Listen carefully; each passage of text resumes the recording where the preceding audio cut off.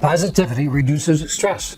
Communicating in positive terms to yourself and to others triggers enthusiasm, capability, and self-confidence. Allow me to share some additional advantages when your self-talk and communications to others are in positive rather than in negative terms.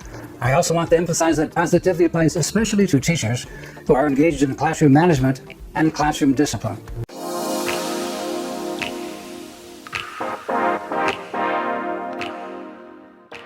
Positive emotions engages people's attention. It changes one's outlook on life because it expands one's worldview. It prompts people to look around more. Positivity changes how your mind works. It builds a psychological strength and mental habits, such as looking for humor, that promotes good health.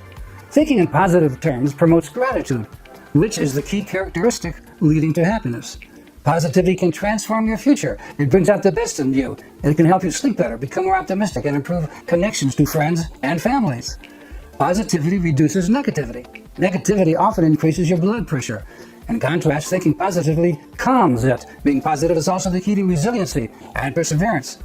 Positivity can prompt a tipping point, that sweet spot where small change can make a big difference.